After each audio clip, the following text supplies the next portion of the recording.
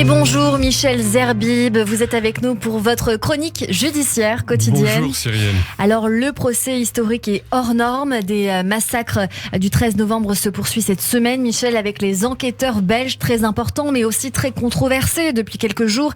Mercredi, l'audience a été consacrée au parcours de deux accusés hier, Krayem et Ayari, et tout n'a pas été élucidé. Oui, c'est le moins qu'on puisse dire. Cyrielle, le président Périès et le président de la Cour avaient demandé que l'audience démarre pile à l'heure. Comme le magistrat le pressentait, des accusés ont décidé de bouder le box encore pour protester contre la non-présence physique des enquêteurs belges.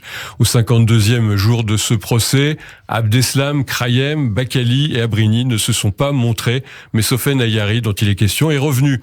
La cour d'assises a donc établi le contact, comme elle le fait depuis plusieurs jours, avec l'enquêteur belge, qui s'est mis à parler à travers l'écran. Il a annoncé qu'il ne détaillerait pas plus que le parcours syrien et le retour en Belgique des deux accusés que vous citiez, Oussama Krayem et Sofiane Ayari.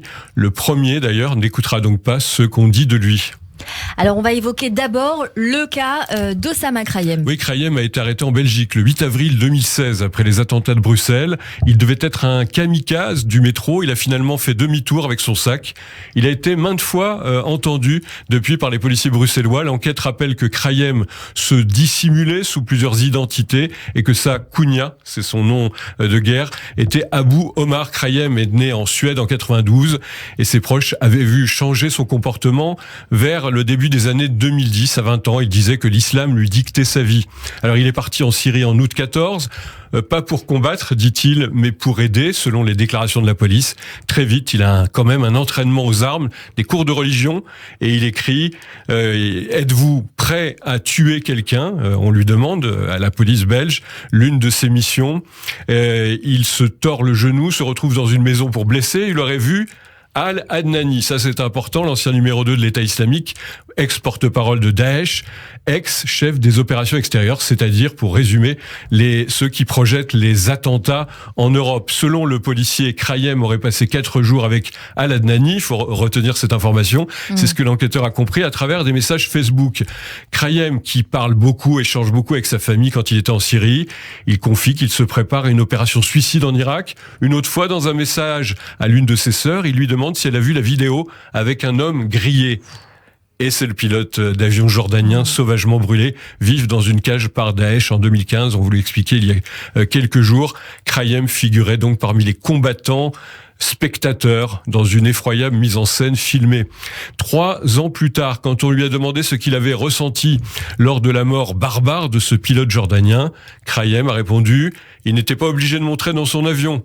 L'enquêteur belge donne d'autres citations de Krayem. Tant qu'il y aura des bombardements contre l'État islamique, il y aura des attentats, il y aura des ripostes, ils ne vont pas offrir des chocolats. Et enfin, dans une autre audition, Oussama Krayem affirmait qu'il adhérait à Daesh de manière inconditionnelle. Il écrivait à son frère « Les mécréants sont nos ennemis, haïs-les, mais ne le montre pas ». Et l'enquêteur belge va ensuite évoquer Sofiane Ayari. Il est moins prolixe sur cet accusé, Michel. C'est vrai, l'enquêteur qu'on donne sur le numéro 447 761 902, il est anonyme, parle de ce Tunisien né en 93, arrêté en Belgique en mars 2016, en même temps que Salah Abdeslam. Ayari habitait en Tunisie, vendait des vêtements, et en 2013, il s'est mis à changer selon ses parents. Ils l'ont vu porter le camis, se rendre fréquemment à la mosquée, mais sans signe d'extrémisme. Un jour, il leur annonce qu'il devait partir près d'une semaine en Turquie pour le commerce. Son père l'accompagne à l'aéroport de Tunis. Nous sommes en décembre 2014. 2 mois plus tard, il téléphone à sa mère pour lui annoncer qu'il est en Syrie. Avant d'arriver à Raqqa, il avait regardé des vidéos et avait confié vouloir faire quelque chose contre ce régime criminel qui rase des villes entières, des femmes et des vieux, je cite. Et puis, donc, en 2015, il est en Europe avec Oussama Krayem et un 3e homme, Omar Darif, l'artificier en chef des attentats du 13 novembre. Sur ces attentats parisiens, Ayari avait été interrogé par les enquêteurs belges. « Je vous dis que vos avions bombardent des innocents et que tout le monde s'en fout. » Ayari et Krayem sont passés avec Darif par la route des migrants et la fameuse île grecque de Léros en septembre 2015. en octobre, arrivé en Allemagne, c'est Salah Abdeslam qui les aurait récupérés en voiture. Je vous l'avais raconté. Leur mission, Krayem et Ayari, le 13 novembre 2015, se sont rendus à l'aéroport de Schiphol en Amsterdam. C'était quelques heures avant les attentats parisiens.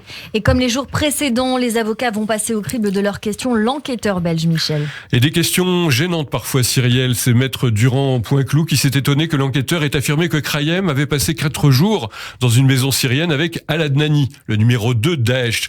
L'avocate d'Osama Krayem lit le message qu'il a envoyé à sa sœur en suédois en 2015 depuis la Syrie. Message Facebook où l'avocate assure que Krayem a écrit que Al-Adnani était passé il y a 4 jours, mais pas du tout qu'il y était resté 4 jours avec lui. Il faut pas oublier que c'est un procès, évidemment, on juge des hommes et donc la défense fait son travail. Je ne suis pas traducteur, répond curieusement l'enquêteur belge. L'avocate pointe, elle, une nouvelle erreur dans l'enquête belge qui est si critiquée depuis les débuts des auditions pour avoir mis en évidence les dysfonctionnements, voire les erreurs. Merci beaucoup Michel Zerbi pour votre chronique judiciaire passionnante et vous pouvez retrouver bien sûr cette chronique en podcast sur radioj.fr et rendez-vous demain à 8h15 pour toujours plus d'infos sur Radio.